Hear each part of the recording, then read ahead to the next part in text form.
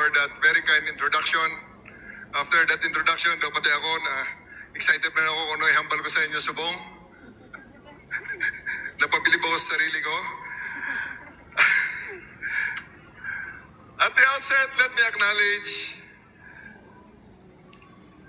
the key leaders, the prime movers of South Cotabato, starting with the Honorable Governor Ray Tamayo Jr. Sir, Congressman Isidro Lumayag of the 1st District, Congressman Diran Hernandez of the 2nd District, my batchmate, classmate in Notre Dame of Marbel College, Elementary Training Department, 3rd District Representative, Dibo Tuan, the Pansanguniang Panlalawigan members headed by Vice Governor Arthur Pingoy Jr., the department heads of the provincial government of South Cotabato and the national government, the Special Assistant to the President, Antonio Ernesto Lagdameo Jr., who is joining us later today. And bago malimtan, kagako ay maban sa balay ang akon nga asawa, si Patricia Jane Perbilio Torre, nga taga Osmeña Street, Coronadal, South Cotabato, bata ni Anhing Attorney Felixberto Perbilio and Attorney Serbiliana Perbilio.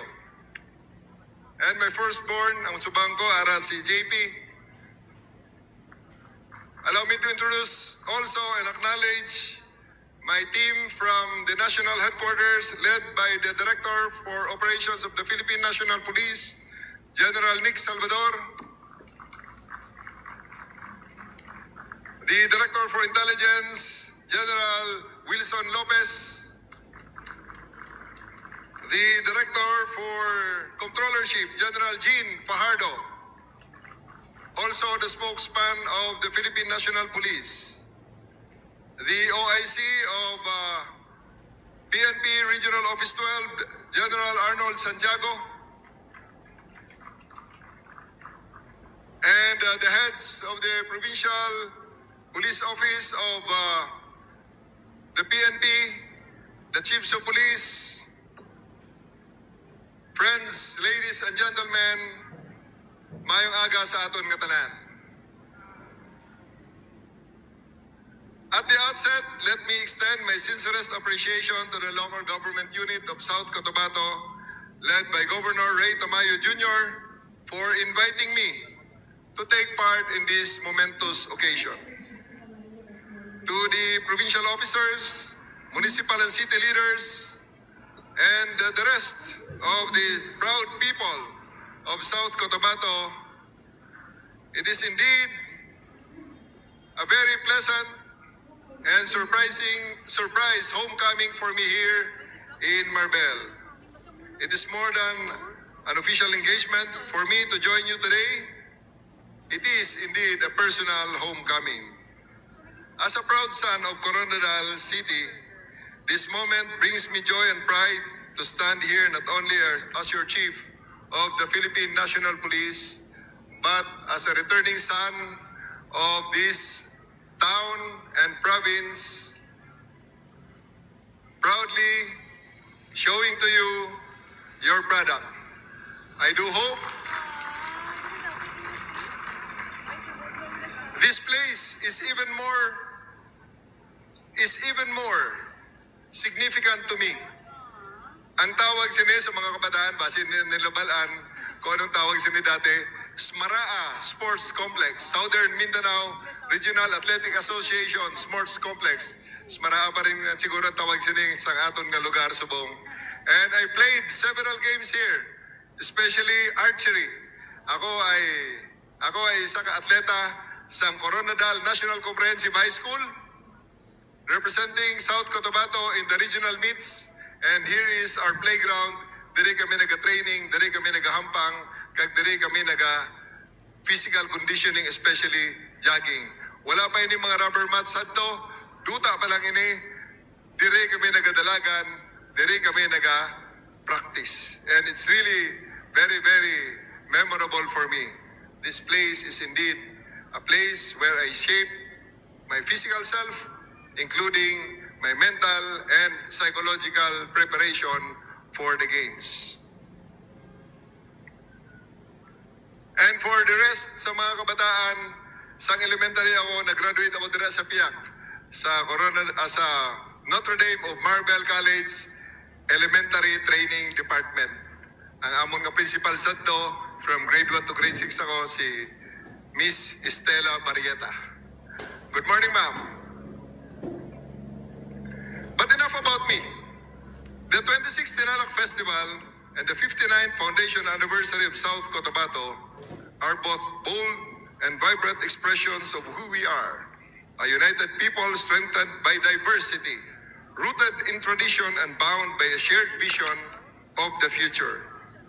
The iconic Tinalak cloth, masterfully woven by the Tiboli Dream Weavers, is a powerful metaphor for what we are celebrating today. Just as every intricate thread contributes to a unified design, every citizen, every leader, and every public servant plays a vital role in weaving the vibrant social, cultural, and economic tapestry of South Cotabato. Katulad ng bawat hibla, ang bawat South Cotabateño, ang bawat buhay ay bumubuo ng isang makulay na South Cotabato na taas noon nating may pagmalaki sa mga susunod na henerasyon. Dagdagan ko lang, aside from the Chief of the Philippine National Police who is from Marbel, the Chief of the Philippine Coast Guard, General Ronnie Gavan, is also from Marbel, a graduate of the Coronadal National Comprehensive High School. And the head of Meralco, ang pinaka-head sang Meralco, si Engineer Ronnie Aperocho. Engineer Ronnie Aperocho is a graduate of Coronadal National Comprehensive High School, 5 years ahead of me, daw 1982. 1983 siya nag-graduate. He is also, again, from Marbel, South Cotabato. Kaya pag nawalan ng kuryente ang Marbel, ara si Ronnie, aton nga palapitan sa Meralco para sigurado nga South Cotabato will have sufficient power and sufficient power to power the fast-growing economy of our province. This year's theme, Empowering Generations with Integrity and Vibrancy, Building a Future that Fuels Economic Growth and Posterity, speaks volume. It reminds us that the true foundation of progress lies in our people. Beyond infrastructure or industry, especially on how we inspire the youth, uphold moral governance, foster a safe environment, and an inclusive South Cotabato. And let me delve a little bit further on peace and development. These two are not separate goals, and they are intertwined. Traditions only flourish when our communities are secure. Economic activities thrive when law and order are firmly in place. And in these spaces of safety that the next generation can dream bigger and reach higher.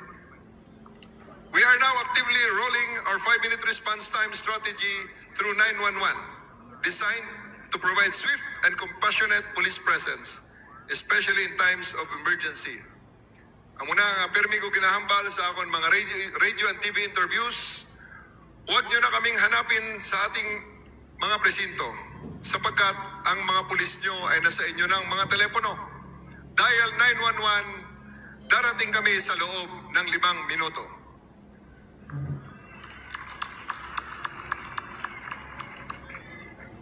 And law enforcement is not a task we carry alone. I recognize and deeply appreciate the enduring support of the people of South Cotabato to our uniformed personnel. You are not just our constituent, you are our co-champions in building peaceful and progressive communities. The continued success and shared efforts is proof that empowered citizens, guided by vibrant leadership and grounded in cultural pride, are unstoppable.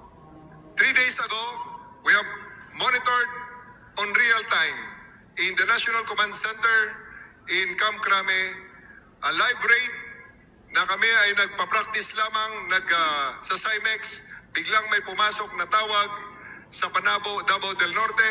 May isang tao na nakitaan ng 2 baril at merong droga na-raid ng ating pulis. We watch it live at nakikita nyo sa aking Facebook. Sa ating mga kababayan, kung may cellphone kayo dyan, tawagan nyo ang 911. Kahit anong town dito sa buong Pilipinas, magpa-connect kayo and you will be connected. That's why you need not memorize ano ang cellphone number ng Coronadal City Police Station, ng Banga City Police Station, ng Tupi Police Station, ng Tantangan, even in Lutayan, Sultan Kudarat, in Malungon, Sarangani, in Kidapawan, North Cotabato. You need not memorize any of those numbers. Just remember one number, 911, and somebody will answer you and will connect you to that station. May cellphone kayo dyan, try nyo and tell me if you can't connect, because I'm very sure, I'm very confident it will connect you to that town that you want to be connected to. Under the leadership of President Ferdinand Bongbong Marcos Jr., we envision a bagong Pilipinas where no community is left behind and where peace and development walk hand in hand. Your PNP is fully aligned with this vision, pushing reforms, adopting innovation, and building stronger partnerships with every Filipino community, especially here in my beloved home province, South Cotabato. To Governor Tamayo and the entire provincial leadership, my highest salute for your steadfast governance, sir, for promoting inclusive growth, and for nurturing the identity that defines South Cotabato. The success of the Tinalak Festival and the overall growth in the province is a result of good governance, cultural pride, and the people's trust. To my fellow South Cotabateños, let us continue to weave the fabric of our future, stronger, more united, and ever rooted in our identity. Mabuhay ang ika-59th na anibersaryo sa South Cotabato. Mabuhay ang Tinalak Festival. Madamo gid nga salamat kag padayon kita sa pagserbisyo para sa kauswagan kag kalinong sang aton nga pinalangga nga probinsya. Maayong aga sa aton nga tanan and mabuhay ang South Cotabato.